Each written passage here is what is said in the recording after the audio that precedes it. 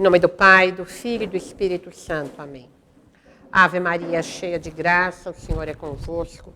Bendita sois vós entre as mulheres, e bendito é o fruto do vosso ventre, Jesus.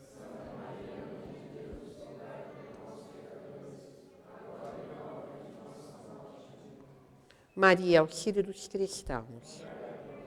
São Bento e São Mauro. Em nome do Pai, do Filho e do Espírito Santo. Amém. Para a nossa conversa de hoje, eu preparei um tema muito simples, mas sobre o qual várias pessoas têm me perguntado, até pessoas de outros estados, que até marcam reuniões para a gente conversar um pouco sobre isso. Então eu pensei que talvez fosse um tema que pudesse, digamos, nos interessar de uma maneira geral, talvez principalmente aos mais jovens, aqueles que estão entrando na vida adulta agora, mas acho que a todos, de uma maneira geral, pode ter um certo interesse. Como vocês estão vendo aí, o slide é leitura e vida intelectual. Eu vou começar do básico. Como vocês sabem, nós temos vários tipos de vida, não é? A vida, há várias definições, mas um aspecto da vida que eu acho muito interessante, eu sempre gosto de pensar da vida sobre esse aspecto, é que a vida é a capacidade de transformar o outro em si mesmo. Tudo que está vivo faz isso. A pedra não é capaz. Se eu puser uma pedra aqui, a pedra vai continuar sendo pedra, a mesa continua sendo mesa. Mas uma planta já é capaz de transformar o outro nela. Ela é capaz de transformar luz em clorofila, ela é capaz de transformar os elementos que estão no solo em árvore, ela é capaz de fazer as coisas virem para ela, absorver o que existe no mundo, para depois poder dar alguma coisa ao mundo. Porque toda vida atinge a sua perfeição quando produz. Isso está em São Tomás, que todo ser atinge a sua perfeição quando é capaz de produzir outro semelhante a ele. Mas antes disso, tem esse processo de absorção. O animal tem uma capacidade de transformar o outro em si muito maior que a da planta. A planta não consegue correr atrás da clorofila nem do carbono do solo, mas o animal consegue correr atrás daquilo que ele precisa transformar nele mesmo. Ele pode procurar água, ele pode procurar o alimento, ele pode procurar até elementos que ele precisa para o seu abrigo, né? Os castores constroem os diques deles, os Joões de Barros fazem as casas, mas o que caracteriza a vida é essa capacidade de absorção do outro e depois, com isso que é absorvido, se produz algo novo. Idealmente, a vida atingiu a sua plenitude quando ela é capaz de produzir outro ser semelhante a ela. Né? Então, nós temos em nós, essa foi uma longa discussão medieval, como é que era essa história de quantos tipos de... Se nós tínhamos 3 almas, ou digamos assim, 3 vidas independentes, ou uma só, e, claro, a conclusão, que foi a que São Tomás sempre defendeu, a que se chegou é isso, nós temos vários tipos de vida, mas não que elas sejam independentes. Em nós existe uma vida vegetal. A vida vegetal é aquela que corresponde justamente às funções de alimentação e crescimento. É isso que caracteriza a vida de qualquer vegetal. Ele tem funções de alimentação, crescimento, reprodução. É isso que ele faz. A vida animal já é uma vida de estado superior. O que caracteriza especificamente a vida animal? A capacidade de sentir. O animal sente tudo aquilo que, mesmo em nós, tem a ver com esse nível da sensibilidade, como, por exemplo, a memória. A memória em nós faz parte da sensibilidade. Há também uma memória intelectual. Mas já a nossa sensibilidade tem memória. Então, o animal, porque tem sensibilidade, ele tem memória. Então, nós temos essa vida vegetal, primeiro, temos essa vida sensível e temos depois uma vida intelectual, que a gente também pode chamar de vida espiritual. Vida espiritual por quê? Porque ela é uma vida do espírito. O que é o espírito? É essa vida que independe absolutamente da matéria. A vida vegetal é absolutamente inerida na matéria. A vida sensível é inerida na matéria. A vida espiritual, ela independe da matéria. É uma vida livre da matéria. E a vida espiritual, a gente pode encará-la aqui duplamente. Nós temos uma vida espiritual natural, que é o que a gente chama normalmente de vida intelectual. A nossa capacidade de conhecer e querer. A nossa inteligência, a nossa vontade. Porque nós temos corpo, a nossa alma também tem sensibilidade. Nós temos, claro, uma sensibilidade física, não é? Minha mão sente a mesa, sente que é lisa, sente que tem uma certa temperatura, mas nós temos uma sensibilidade da alma. Digamos assim, claro que nessas coisas é muito difícil, né, usar os termos, mas digamos assim, que a sensibilidade é o ponto em que a alma toca o corpo. E toca tanto o corpo que, justamente, quando há coisas que nos tocam a sensibilidade, principalmente dependendo se é uma coisa que nos toca violentamente a sensibilidade, o nosso corpo sofre mudanças. Então, se eu tiver medo, eu fico pálida, meu coração acelera. Se eu tiver raiva, eu fico vermelha, meu coração também acelera. E se eu tiver uma grande tristeza, eu choro. Até o meu corpo vai produzir lágrima, vai fazer uma coisa que é puramente física. Mas vai ter esse efeito. Então, isso é puramente em nós natural. Essa vida de inteligência, vontade e sensibilidade é puramente em nós natural. Nós temos também uma vida espiritual sobrenatural. Por que é sobrenatural? Porque já não tem mais nada a ver com a nossa natureza. É uma coisa que Deus nos dá de graça, porque Ele quer. Só porque Ele quer. Uma participação na vida divina. É isso que a graça é, uma participação na vida divina. Claro, essas coisas são muito difíceis de a gente entender. Como assim uma participação na vida divina? Então, eu estou vivendo da vida de Deus? A vida de Deus está em mim? Exatamente isso. Eu estou vivendo da vida de Deus. A vida de Deus está em mim. Claro, não existe símile que nos faça entender isso. Mas algumas coisas podem nos dar, assim, ideias de alguma semelhança. É muito comum comparar na Sagrada Escritura a graça com a água. É muito comum. E um pouco se a gente pensar no nosso corpo, o nosso corpo não vive da água, vive da água. A água, digamos assim, a água está em nós. Ela nos faz vivos. Não é? A água continua sendo água, nós continuamos sendo nós. Mas, enfim, sem água nós não vivemos. Sem a graça, a nossa alma não vive sobrenaturalmente. Então, nós temos todos esses estágios de vida. E aquilo com que eu queria conversar com vocês hoje é sobre essa questão da vida intelectual. Que é isso? É sobre isso que algumas pessoas me têm perguntado, com algumas até, a pedido delas, eu mantenho reuniões periódicas para conversar, digamos, sobre os avanços da vida intelectual delas. Perguntaram, pediram conselhos, E aí nós vamos conversando de vez em quando, mais ou menos uma vez por mês, uma vez a cada 20 dias, para ver como é que as coisas estão progredindo. E foi isso que me fez ter a ideia de dar essa aula.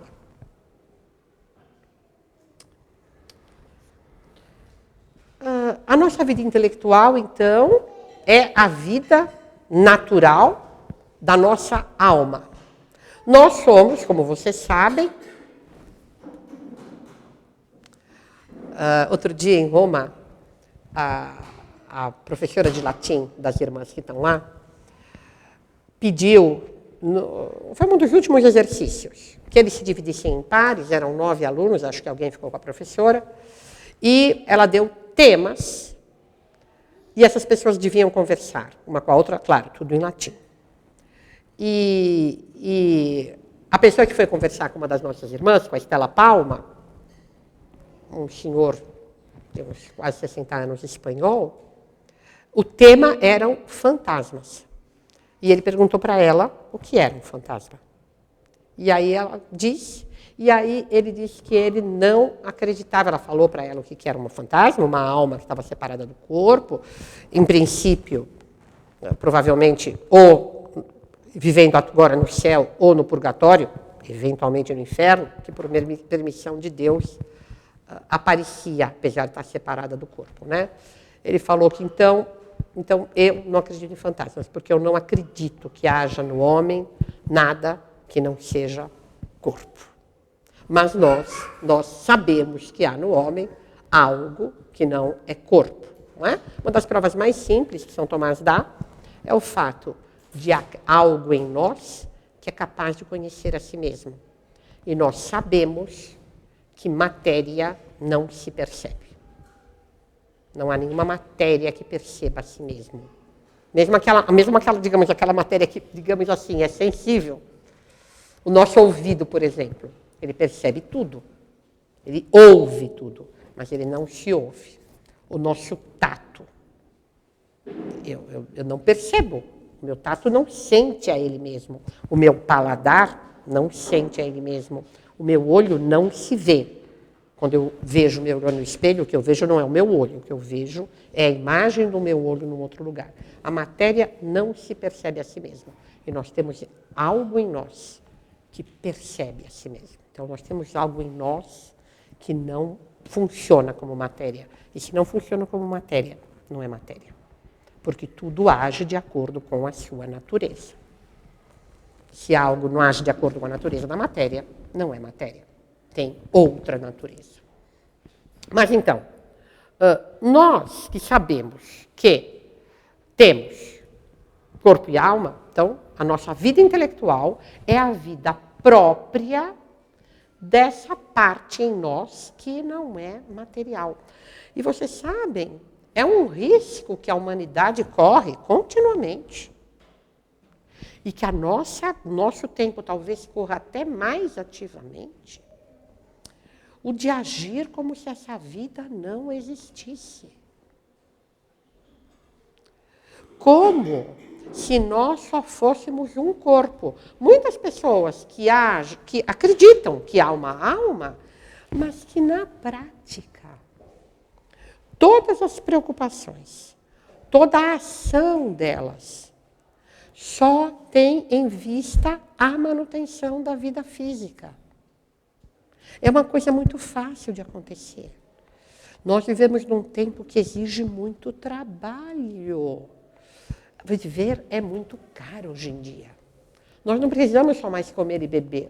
Nós precisamos ter carros, internet, celulares, tablets, computadores, um monte de coisas caríssimas. É muito caro viver. As pessoas precisam trabalhar muito. E, infelizmente, tem muita gente que vive, que trabalha das 8 da manhã às 5 da tarde, para ganhar o salário que ela precisa para continuar vivendo. E o único objetivo que ela tem para a vida dela é continuar vivendo. Vocês entendem? É uma coisa assim, muito triste isso. Muito triste. Não há nenhum objetivo na vida, a não ser continuar vivendo. Pagar as contas, pagar o aluguel ou pagar o financiamento. E não há mais nada além disso. Infelizmente, hoje, é a vida de muitas pessoas. Antigamente, mesmo os pobres, pelo menos na sua maioria, tinham uma vida fora disso, que era a vida religiosa deles. Uma senhora simples, analfabeta, como a mãe de Dom Bosco. A vida dela tinha um objetivo, e um objetivo muito alto. Ela estava ali conquistando o céu. E ela tinha uma vida intelectual. Ela não sabia ler. Mas o catecismo ela tinha decorado. Decorado, e era capaz de ensinar para o filho o catecismo todinho, que ela tinha decorado, fazê-lo decorar com tudo que ela tinha na cabeça dela decorado, e tirar princípios daquilo, e dizer, saber estruturar a vida de acordo com os princípios intelectuais que ela tinha. Hoje, coitado das pessoas, elas não têm catecismo, elas têm a Rede Globo. Depois que elas se mataram de trabalhar o dia inteiro, elas jantam lá uma comida assim, feita também muitas vezes às pressas. E aí elas ligam a televisão, elas ficam lá sendo iludidas por uma vida que não existe, vendo aquelas malditas novelas que corrompem completamente os costumes com a imoralidade e a pornografia, e que distraem a pessoa dela mesma, fazendo-as ficar assistindo vidas de pessoas que nunca existiram. E que alguém está usando para manipulá-las. Então, isso é muito triste, é muito fácil. E vocês veem como é esquisito um ser composto como nós somos, de corpo e alma, duas coisas que têm vida, o nosso corpo e a nossa alma, e que uma parte fique completamente negligenciada. E, sobretudo, por quê?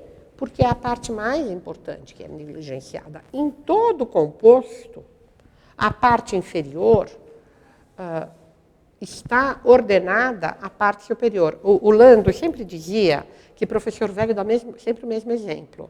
E é uma grande verdade, eu sou uma professora velha, eu dou sempre o mesmo exemplo, mas eu acho que é um exemplo muito claro de quando eu falo que todo composto, a parte inferior está sempre ordenada à parte superior. O que quer dizer estar ordenada a?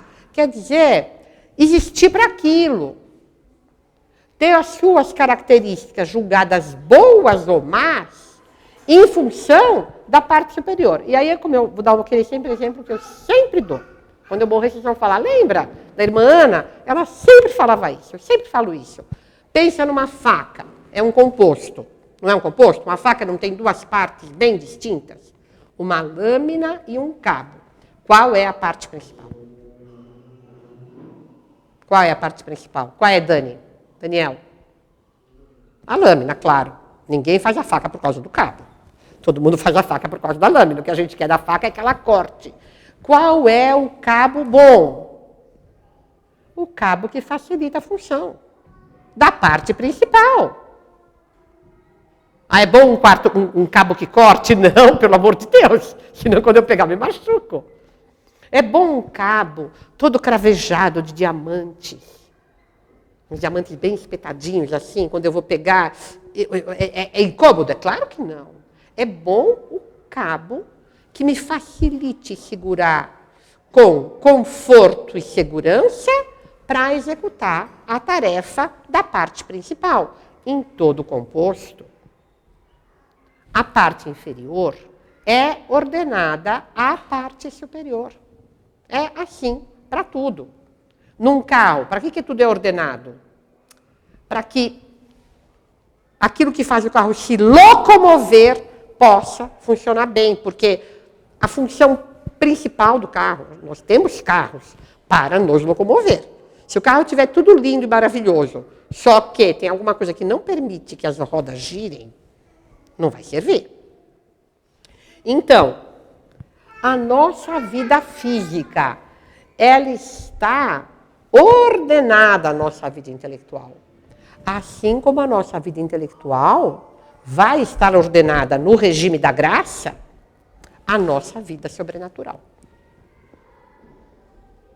Mas A nossa vida física está ordenada à nossa vida intelectual. Logo, qual é uma vida física boa?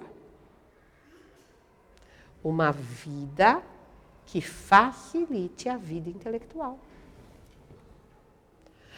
É por isso que, por exemplo, tomar drogas ou embebedar-se é pecado. Porque destrói o nosso intelecto.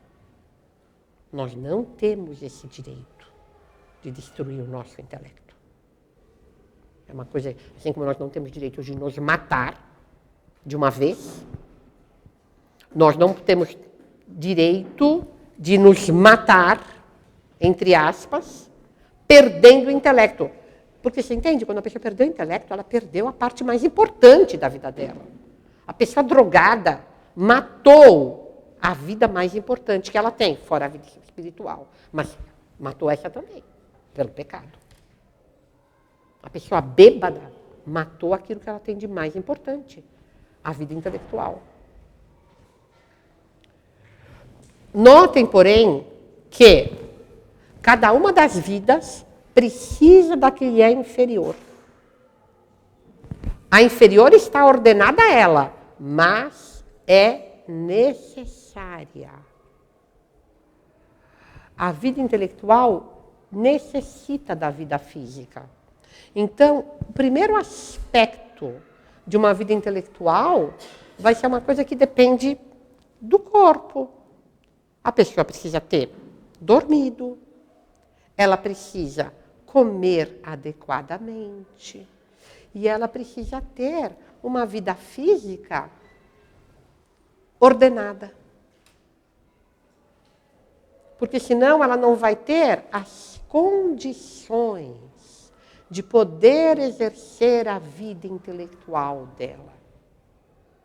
Assim como uma vida espiritual necessita de uma vida intelectual.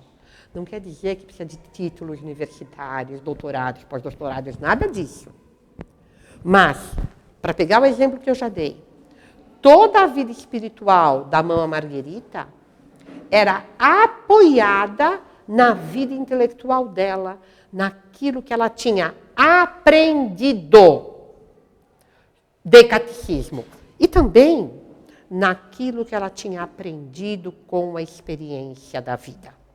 Era uma pessoa muito reflexiva, deve ter aprendido muitíssimo com os provérbios também. Eu li uma vidinha dela, escrita pelo Dom Lemoine, que conviveu com ela, e tem uma parte dessa vida em que ele comenta como ela usava os provérbios. Ela usava muitos provérbios para ensinar os meninos. Por exemplo, um que eu guardei, infelizmente não guardei em piemontês, mas é um provérbio muito simples, mas muito verdadeiro. Quando ela via um menino bom, mas que começava a relaxar, começava a ir um pouco mal, comungar menos, não ir tanto na capela, ela chegava para ele e falava: filho, toma cuidado, filho, toma cuidado, porque desce quem quer. E subir, sobe quem pode. Então, é tão simples, mas é tão verdadeiro. Para baixo, todo diabo ajuda. Depois, às vezes, para voltar, é duro. A gente não sabe se consegue. Então, ela falava isso, mas ela falava em piemontês. Desce quem quer, subir, sobe quem pode. Vocês entendem o que eu quero dizer? A vida espiritual dela também estava baseada numa vida intelectual. Era uma vida intelectual simples, mas profunda. Uma vida feita de reflexão. Alguma coisa ela tinha estudado. Aquele catecismo, ela decorou. Aqueles princípios, ela sabia. E ela fazia uma coisa que é fundamental na vida intelectual. Ela fazia aquilo funcionar. Porque isso é um outro aspecto de toda a vida. Da física, da intelectual, da espiritual. A vida se aperfeiçoa no ato que lhe é próprio. O meu corpo, se ele ficar sempre absolutamente parado, ou se ele não receber alimento, todas essas coisas que são próprias da ação corporal, ele vai se estiolar, eu vou morrer. A minha vida intelectual, se eu não a alimentar e não a fizer funcionar, ela vai morrer. Então é isso. A nossa vida intelectual precisa da nossa vida física, a nossa vida sobrenatural, espiritual, precisa da nossa vida intelectual. Porque a vida intelectual, ela vai existir quando eu tiver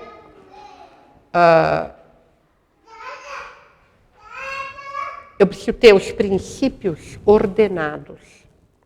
É por isso que Nosso Senhor disse para os apóstolos, ide e ensinai. Porque a gente só crê se a gente for ensinado. E a gente vai ter provas de que a gente deve crer. Vocês lembram do eunuco da rainha de Candace? Ele fala para São Filipe, né? Como é que eu hei de crer se eu não tenho quem me explique? Então, é verdade, é entender, não é crer não, né? Ele não fala crer, ele fala entender. Entender se eu não tenho quem me explique. Então, aqui o exemplo não cabe. Então, a vida intelectual, ela tem três aspectos, três atividades. Quer dizer, a primeira não é bem uma atividade. Em primeiro lugar, a vida intelectual se faz de princípios. É fácil vocês entenderem, meninos, se vocês pensarem na matemática. Que essa é uma parte, digamos, importante da vida intelectual de vocês. Entender matemática. Quando a gente é estudante, depois, muitas vezes, a matemática sai da vida intelectual da gente. Não é o caso do Eric, né? No caso do Eric, uma parte importante da vida intelectual dele é a matemática. Mas como é que se constrói a vida intelectual matemática de vocês? A partir de alguns princípios. No começo, princípios muito básicos, muito elementares, não é? Quando vocês aprenderam lá na educação infantil a somar, a subtrair. E aí depois, digamos assim, princípios cada vez mais complexos, até que hoje vocês sabem fazer aquelas coisas que eu não sei, trigonometria, essas coisas assim. Eu nem sei direito o que é um seno, o que é um cosseno, o que é uma tangente e uma cotangente. Eu tenho as ideias mais vagas a respeito disso. Eu não tenho uma vida intelectual matemática, lamento, mas não tenho. Mas a primeira coisa de toda a vida intelectual são os princípios. Assim como eu tenho meus princípios em matemática, eu tenho que ter meus princípios em história, meus princípios em geografia, o que a gente procura ensinar para vocês no Fundamental 1. Vocês aprendem os fundamentos, os princípios básicos da geografia. Depois, professor Lucas, vocês aprendem princípios de sociologia. Toda a vida intelectual tem que se basear em princípios.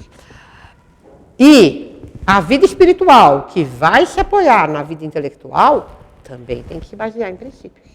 É preciso conhecer o dogma, ainda que seja o dogma expresso nas fórmulas simples do catecismo, como era o caso da mãe de Dom Bosco. Mas, claro, que uma pessoa que tem um nível intelectual mais complexo, que tem graduação universitária, mestrado nisso, pós-doutorado naquilo, não pode se dar o direito de ter a sua vida intelectual referente à vida sobrenatural, referente às coisas da fé, de um nível mais baixo do que é, digamos, o geral da vida intelectual dela. Então, os princípios são fundamentais em toda a vida intelectual. Vocês imaginem alguém que tivesse, como vocês, no ensino médio e que não soubesse tabuada, que é o básico do básico dos princípios da matemática. É possível que essa pessoa aprenda alguma outra coisa? Não.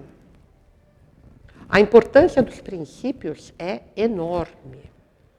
São os princípios que dão base para toda a vida intelectual. E é por isso que tem muita gente que até lê, e lê até bastante. Eu acho que tem cada vez menos gente assim, porque hoje em dia as pessoas ficam no celular em vez de lerem. Mas eu acho que ainda tem gente que lê, pelo menos gente da minha idade tinha. Eu era, por exemplo, uma pessoa assim. Eu lia muito, desde sempre. Desde sempre. Mas eu tinha uma vida intelectual? Nenhuma. Por quê? Porque eu não tinha nenhum princípio intelectual. E eu lia aleatoriamente qualquer coisa que caísse na minha mão. Então, eu não estava construindo nada.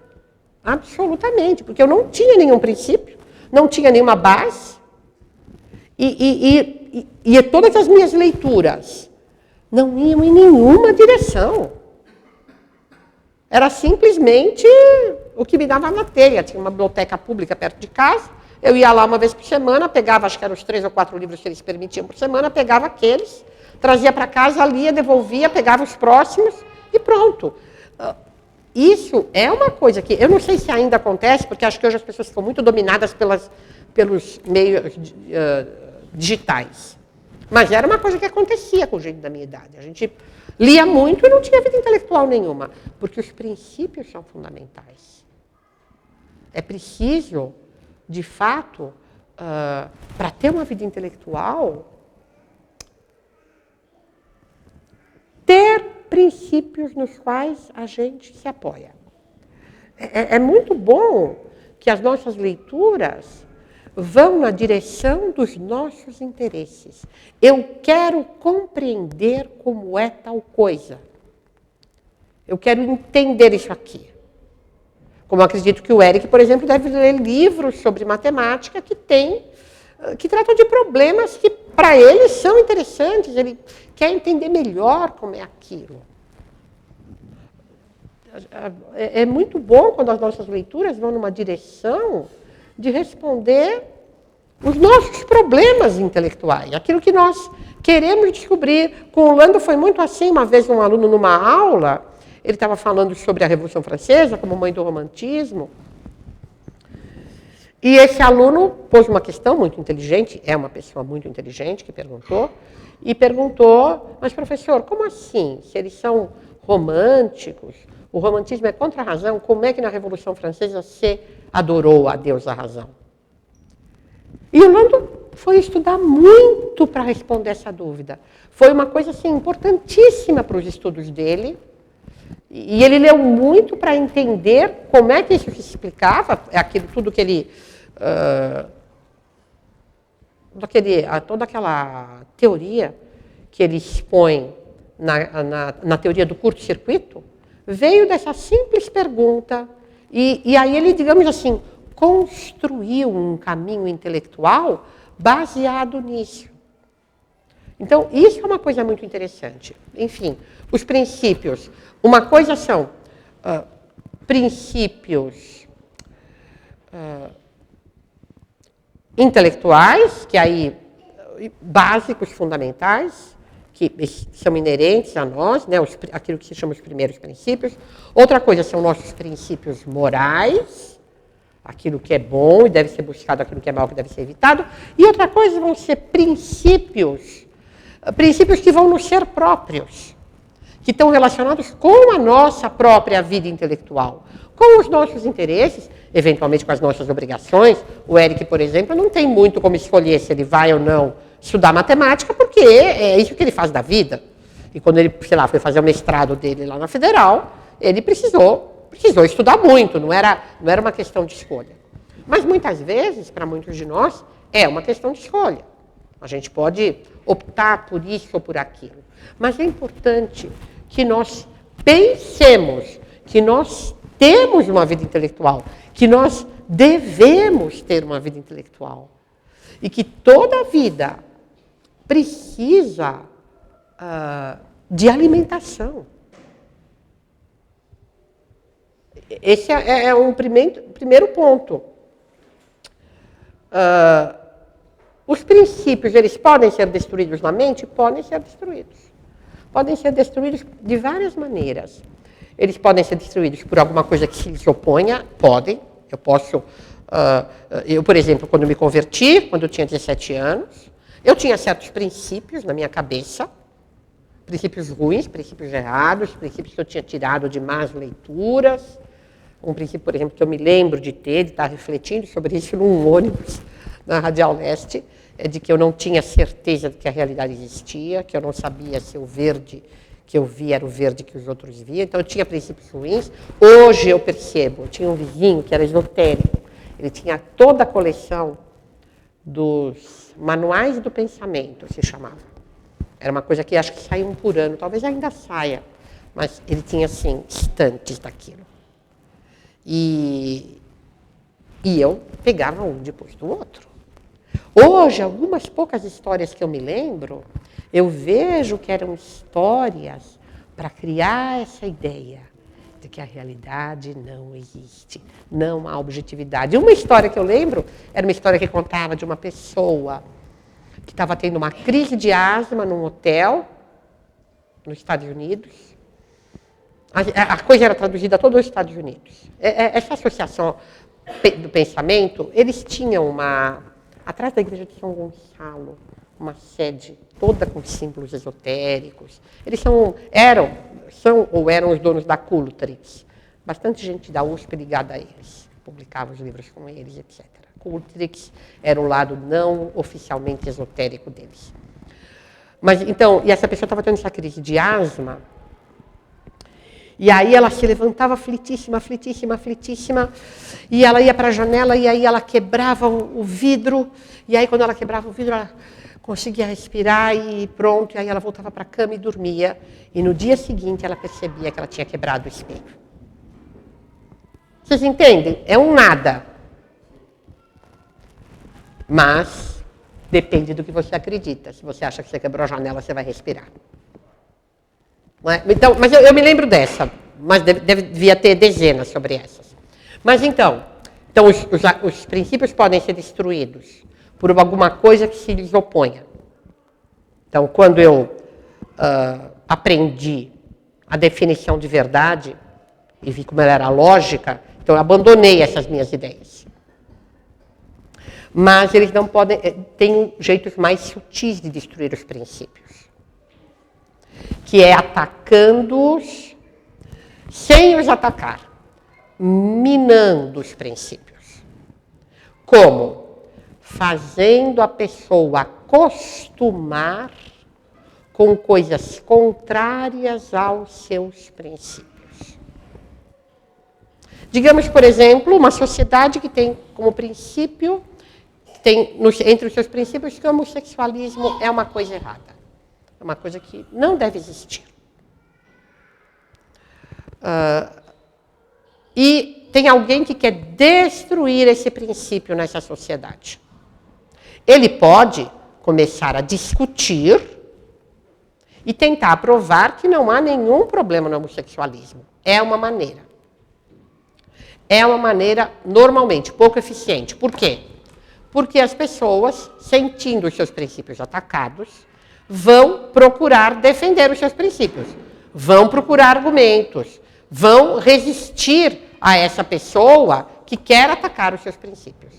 Mas há outro jeito, muito mais eficiente. A pessoa pode escrever uma história. No caso que eu estou falando, é uma novela, é um autor de novelas brasileiro que fala disso. Ele está sendo entrevistado e comentam com ele que ele sofreu muito por causa de uma novela que ele fez que tinha personagens homossexuais, e aí as pessoas se revoltaram, e aí caiu a audiência, e aí ele teve que dar um jeito, foi horrível, a novela não foi um sucesso, tal. Ele falou, sim, é verdade, mas da outra vez eu fui mais hábil. Eu fiz simplesmente os dois rapazes morando numa república, como quaisquer dois estudantes podem morar. E aí eu fui mostrando como eles eram legais, como eles eram amigos das pessoas, como eles faziam coisas boas para todo mundo. E só no capítulo 100 que eu deixei as pessoas perceberem que eles eram um casal. Mas aí eles já eram muito queridos. Todo mundo já achava que eles eram muito legais. E aí as pessoas os aceitaram. Essa é uma técnica para trocar os princípios, sem atacá-los diretamente, mas minando-os. Então, quanto mais importante é um princípio, mais a gente precisa tomar cuidado com ele.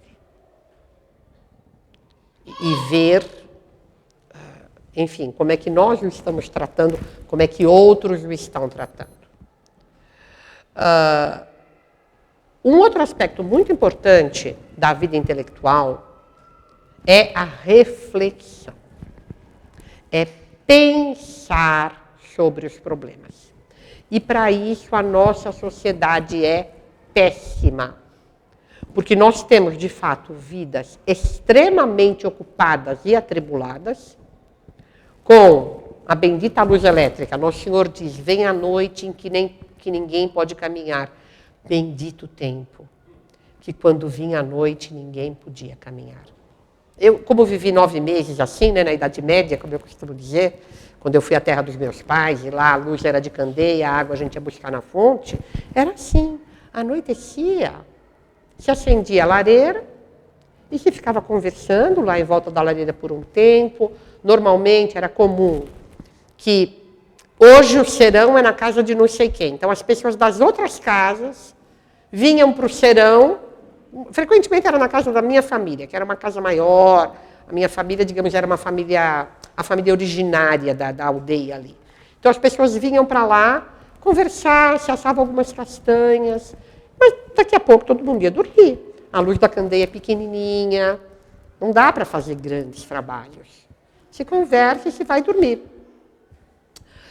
Essa vida mais calma favorece a reflexão. Com os automóveis, a luz elétrica. E hoje, os celulares, que a gente trabalha 24 horas por dia. Quem trabalha com serviços, com atendimento a público, não tem um momento, lugar em que você não está trabalhando. Se o pai do aluno escreve, você responde. Não tem jeito. Então, nós temos uma vida extremamente atribulada. Mas, além disso, como vocês viram na aula que a Marina deu sobre o que a internet faz com o nosso cérebro, nós estamos com os cérebros danificados. Uma grande dificuldade de fixação.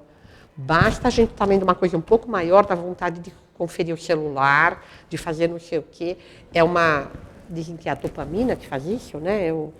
Alguém me explicou, não me lembro mais quem, que tem a ver com um negócio, uma substância chamada dopamina, que cria essa sensação de prazer com essa mudança, esse shift de passar daqui para lá, daqui para lá, daqui para lá.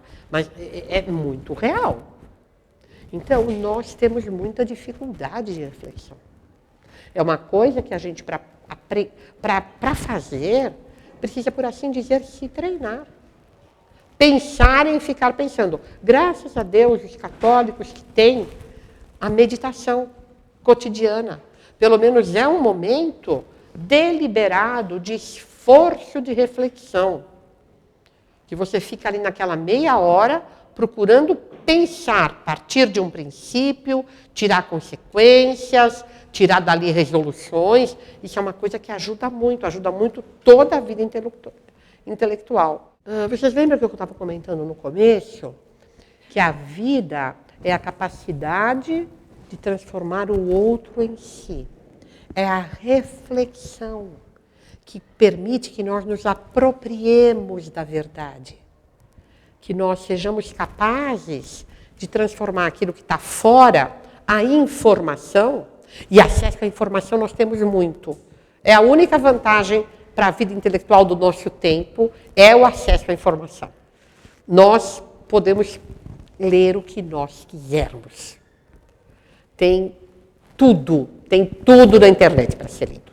Você pode, não, quero ler aquele autor medieval, que não sei o quê, está lá. Você vai achar. Acesso à informação nós temos.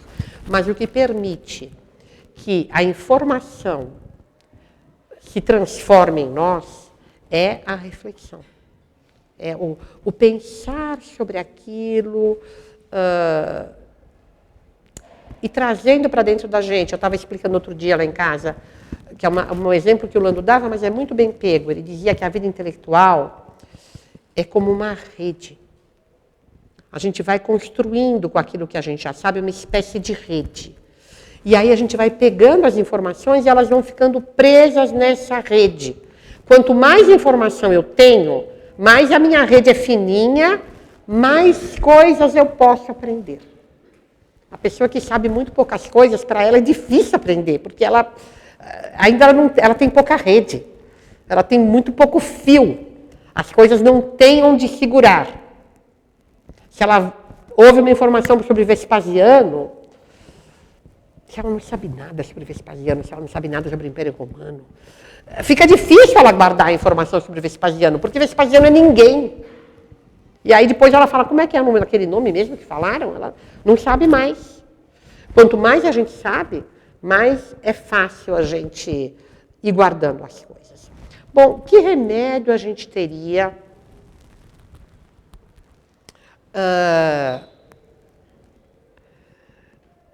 para melhorar disso? Em primeiro lugar, acostumar-se a refletir. E para isso, como eu disse, a meditação religiosa pode ser um bom começo. Mas é bom a gente também acostumar, porque uma coisa muito boa, viu, meninos, isso é muito bom para vocês. Uma coisa muito boa para aprender a refletir é o exercício da escrita. É uma coisa que a gente pode usar até na meditação religiosa. Escrever coisas que a gente for pensando. Então, se é melhor, não sei o quê, se é melhor procurar ceder à vontade alheia, mas isso não pode ser perigoso, não pode enfraquecer excessivamente a vontade, o ceder à vontade alheia. Parece que sim por causa disso e disso, mas parece que não por causa daquilo e daquilo. Nosso Senhor, porém, disse que ele veio para obedecer.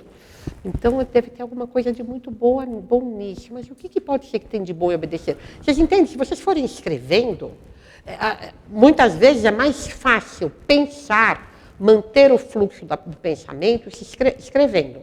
Então, o que eu faço para aprender a refletir? Procurar acostumar-me, a meditação religiosa é um primeiro passo. O exercício da escrita pode ser um aspecto muito interessante para acostumar a reflexão. Uma outra coisa, o exercício da leitura, mas da leitura de livros que, digamos assim, possam ser... Mas é que não depende tanto do livro, às vezes vai depender de como a gente olha para o livro. Ver no livro a reflexão alheia. Aprender a pensar com o autor. Porque muitas vezes a gente vai lendo assim muito depressa, prestando pouca atenção nos passos que o autor está dando, o que é que ele quer mesmo dizer com isto. Então, essas três coisas são coisas importantes para essa coisa fundamental para uma vida intelectual, que é a reflexão. Esse ficar ruminando aquilo que se compreende. Até quem é? É aquele espanhol que morreu em Lisboa, importantíssimo, amigo de Santa Teresa d'Ávila. Padre Ávila, né? É assim que ele é chamado? Aquele que escreveu o Tratado de Oração e Meditação, que depois São Pedro de Alcântara resumiu, e hoje se publica com o nome de São Pedro de Alcântara, mas é dele, Granada, o Padre Granada. O Padre Granada diz, mas citando um santo padre antigo, que é por isso que os judeus só podiam comer os animais que ruminavam. Porque Deus queria ensinar que a alimentação, assim como a alimentação, o animal chamado de puro para os judeus, era um animal que ruminava aquilo que comia, que o homem puro é aquele que rumina os pensamentos, que pega os princípios e fica refletindo sobre eles. Bom, então, isso sobre a reflexão, que é uma parte importantíssima da vida intelectual. Bom, a leitura deve ser a nossa principal fonte de informação para a nossa vida intelectual. Eu vejo conversando com pessoas que hoje em dia muitas pessoas têm como única fonte da vida intelectual a internet. Quando elas falam de aprender alguma coisa, elas falam de um vídeo. Vídeos podem ser bons começos, mas nenhuma vida intelectual vai se construir verdadeiramente só com vídeos. Um vídeo necessariamente é uma coisa resumida. Necessariamente vai pegar algum aspecto muito pequeno de alguma coisa. Pode ser se você fizer um curso com um bom professor, de, 20 aulas tratando da Revolução Francesa. Aí é diferente. Você fez esse curso, tá bom. Mesmo assim, se você quer entender mesmo a Revolução Francesa, você precisa ler os livros. Porque ninguém aprende só com aulas. Uma parte importantíssima da vida intelectual é o estudo individual. Ninguém aprende só com aulas. E depois, Davi, a gente aplicando o princípio de que toda a vida atinge a sua perfeição quando é capaz de reproduzir-se, como é que eu poderia aplicar isso na vida intelectual? Qual é a perfeição da vida intelectual? Quando você é capaz de fazer o quê? De ensinar. Quando você é capaz de fazer outro compreender aquilo. E para ensinar, precisa de leitura. Uma pessoa que for ensinar só o que ela aprendeu no vídeo, não dá. Então, não há verdadeira vida intelectual sem leitura. Porque toda a vida necessita de alimento suficiente. E o alimento que a pessoa pega assistindo um vídeo, mesmo que seja um curso, nunca vai ser suficiente.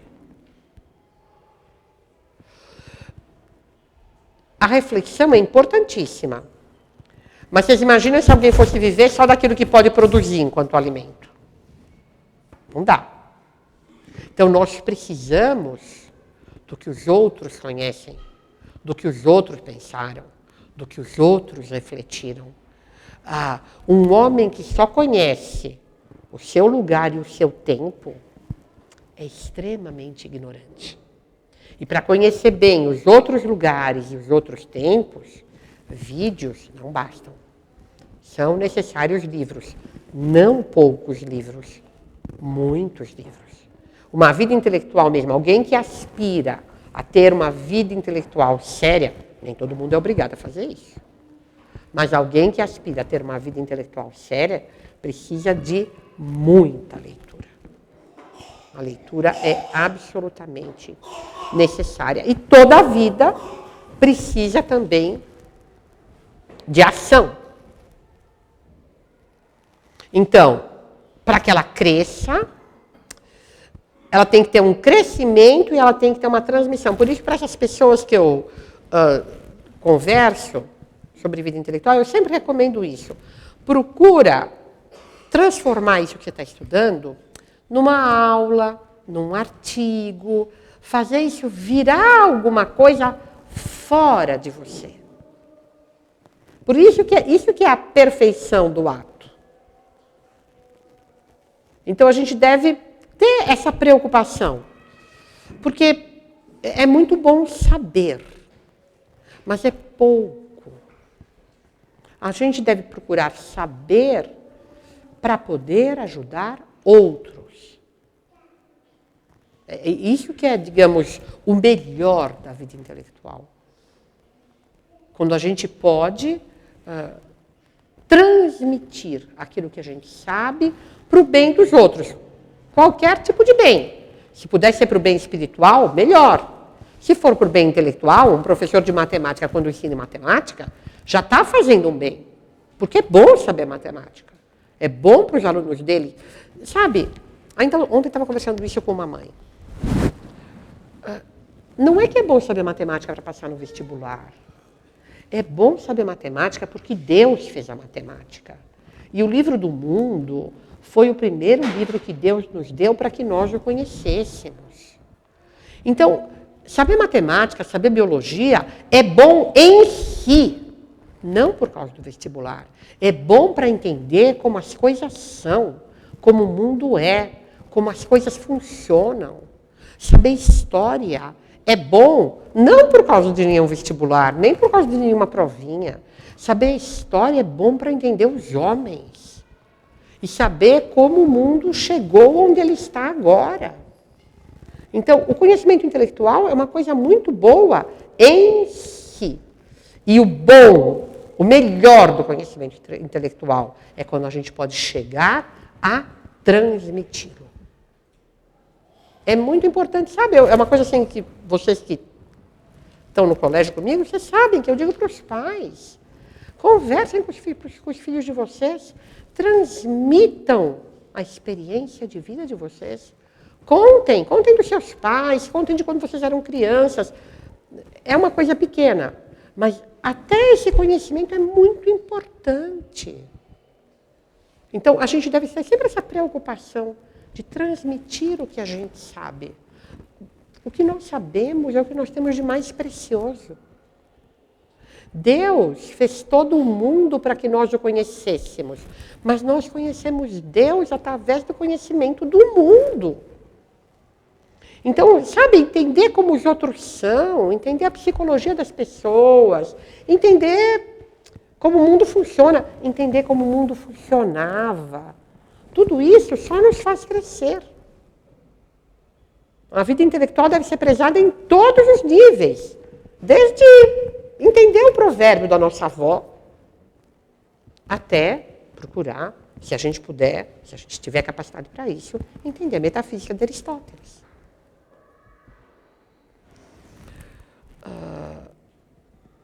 É preciso tomar cuidado com a leitura, porque nós vivemos de alimento, o nosso corpo vive de alimento. A nossa vida intelectual vai viver, sobretudo, de leitura. Mas vocês já repararam que tem alimentos que tiram o apetite? Dá salgadinho amarelo para uma criança a manhã inteira, vê se ela vai almoçar. E é porque ela está alimentada? Não. Se você continuar com esse regime, a criança vai ficar doente. Porque salgadinho amarelo tira o apetite e não alimenta. Tem leituras que são assim também. E hoje em dia, mais do que leituras, tem o celular. Não alimenta e tira o apetite. A pessoa se sente enfastiada de informação. Parece que ela não precisa saber mais do que aquilo, mas ela não está alimentada. Então, precisa tomar cuidado com isso. Mas o celular é o mais de tudo, mas também, viu, Davi, para nós que somos loucos por leitura, a gente precisa tomar cuidado, porque onde tem excesso de fantasia, excesso de emoção, eu, pelo menos, quando tinha a tua idade, era absolutamente viciada nisso. Se tivesse que ler um negócio um pouco mais sério, eu já não aguentava. Só coisas que eram emocionantes que me prendiam. Se não fosse emocionante, não ia. Então, precisa tomar cuidado com isso. Onde tem excesso de emoção, excesso de fantasia, mesmo leitura. Era muito comum dizer, quando eu era garota, que o homem que lê vale mais. E aí o Lando mencionava esse provérbio para nós na sala de aula e falava, não é verdade, depende do que lê. O homem que lê vale mais, dependendo do que ele lê.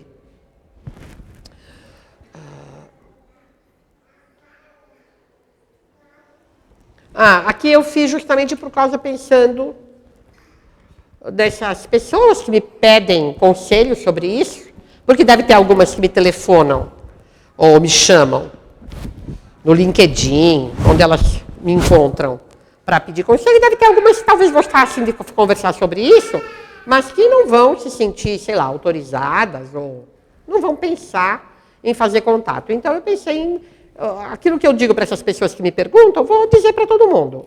Uma espécie de pequeno plano de ação, que eu vi uma vez o Lando dar para o André. O André foi lá em casa, eu estava lá também, perguntar sobre isso, que ele queria começar a estudar, começar a ter uma vida intelectual mais séria. E eu me lembro desse primeiro ponto, que o Lando falou para ele, e que eu sempre dou esse conselho, porque me pareceu um conselho muito eficiente, no caso do André foi ótimo, funcionou muito bem. Definir um tópico de interesse. Se eu quero melhorar minha vida intelectual, a melhor coisa, ninguém vai estudar tudo. Eu lamento hoje não saber matemática, mas dificilmente, já pensei até em fazer um Kumon, aprender um pouco de matemática, mas dificilmente eu vou fazer isso. Tem outras coisas que me importam mais. Então, eu não vou tirar do pouco tempo que eu tenho para estudar matemática. Ninguém vai estudar tudo. Então, é preciso que a gente veja... Eu acho que essa questão de um ponto de interesse, uma dúvida que você tem na vida, para mim foi muito importante isso para começar, quando eu fui começar no mestrado. Uma dúvida que eu tinha na vida era como é que a igreja tinha todo o sistema escolar na mão e os inimigos da igreja conseguiram transmitir tão bem as suas ideias. Que caminhos eles usaram? E aí eu descobri a ficção. E fui estudar isso no mestrado e no doutorado na Faculdade de Letras, que eu estudei foi isso. Como é que aqueles que têm ideias contrárias às ideias da igreja transmitem essas ideias suavemente, eficientemente, através de obras de ficção. Então, definir um tópico de interesse é um primeiro aspecto importantíssimo para a construção de uma vida intelectual. Porque ninguém vai ler tudo, ninguém vai estudar tudo, então você tem que pensar em que é que você se interessa. O que é que você poderia estudar seriamente. Depois, feito isso, levantar uma biografia de leituras iniciais. Tem sempre uma coisa que a minha orientadora no mestrado, que foi depois também a minha orientadora no doutorado, fez, que eu achei muito interessante. Todo mundo que fazia mestrado com ela tinha que fazer isso. Ela nos dava uma série enorme de leituras. Para vocês terem uma ideia, História do Romantismo em Portugal, em 10 volumes. História de Portugal, em 3 volumes enormes. Acho que a História da Maçonaria em Portugal não foi ela que mandou ler. Eu li porque interessava o meu trabalho. Mas é só o que eu lembro. Mas ela mandou a gente ler uma biografia enorme que não tinha nada a ver com o meu trabalho específico. O meu trabalho específico era Alexandre Herculano. Não era nada de Alexandre Herculano. Mas era tudo sobre a história e literatura daquele século. Para que, quando eu fosse estudar aquilo que era específico, eu tivesse uma base geral muito... E pensa que era assim, estuda, tá bom? Entregar resumos para ela mensalmente. Capítulo História de Portugal, desde a fundação até o contemporâneo, capítulo tal, capítulo tal, capítulo tal, capítulo tal, capítulo tal, tudo. A História do Romantismo em Portugal em 10 volumes, a mesma coisa. Foi uma coisa muito eficiente. Então, levantar uma bibliografia, que está escrito biografia, mas está errado. Uma bibliografia de leituras iniciais é uma coisa muito interessante. Naquele dia que você foi lá, né, André? O Lando até te sugeriu uma série de leituras, né, para você começar lá. O que você queria, que era século XIX, se não me engano, né? Século XIX. Terceiro ponto que eu acho muito importante, aplicar-se a uma leitura realmente intelectual, que quer dizer o quê? Anotações e resumos. anotando aquilo que a gente lê e um pouco resumindo. O Lando tem um monte de livros lá em casa, tem um monte de folhas de papel ao maço, porque ele ia lendo e escrevendo, lendo, escrevendo, lendo, escrevendo, lendo, escrevendo, fazendo resumos. Além de que ele sempre lia com uma caneta na mão. Eu sou menos radical, eu leio com um lápis, eu tenho pena de riscar os livros. A caneta, uma vez me ensinaram que isso oxida, faz mal lá para os livros, então eu sempre risco a lápis. Mas o Lando não tinha essas coisas, não, ele riscava a caneta mesmo. Ele sempre grifava, ia fazendo notas nas margens, mas, além disso, quando ele considerava que era um livro mais importante, que ele precisava, sobre a Suma Teológica, tem cadernos e cadernos lá em casa. Tudo anotado com aquela letrinha dele que ninguém lê, que aquilo é impossível de ser lido, mas tudo resumidinho, tudo resumidinho, tudo resumidinho. Isso é uma coisa muito importante, essa leitura realmente intelectual é muito importante. Depois, procurar escrever, fazer um artiguinho, É sempre escrevendo, por isso que eu peço para os professores aqui fazerem mestrados, fazerem doutorado, porque eu acho que escrever é um trabalho de 200 páginas, de fato, dá uma acuidade para o trabalho intelectual muito grande. Mas mesmo que você não vai escrever um doutorado ou um mestrado, o fato de você ter que pôr as suas ideias num artigo já é diferente. Você já vai pensá-las de uma maneira diferente. Bom, e o mais importante de tudo, apontar para o fim. Lembrar que a nossa vida intelectual está direcionada à nossa vida espiritual. Está sempre procurando aquilo que faz bem para a nossa alma, para a alma dos outros, aquilo que pode, ainda que minimamente, dar alguma glória a Deus. Que é para isso que nós estamos aqui, isso é a única coisa que importa. Não é? Como eu costumo brincar com os alunos, os mestrados vão passar, os doutorados vão passar, os empregos vão passar. A única coisa que vai sobrar é o que nós tivermos feito para salvar nossa alma. Mas, claro, Deus nos pôs no mundo para agir no mundo. E quanto mais eficiência a gente agir no mundo, melhor. Os católicos devem procurar ter um papel importante no mundo, fazer o melhor que eles puderem. Quanto mais a gente sabe, mais a gente pode ajudar os outros. Então, seria isso. Alguém quer perguntar alguma coisa? Não? Então, a gente pode rezar. Em nome do Pai, do Filho e do Espírito Santo. Amém. Ave Maria, cheia de graça, o Senhor é convosco. Bendita sois vós entre as mulheres, e bendito é o fruto do vosso ventre, Jesus.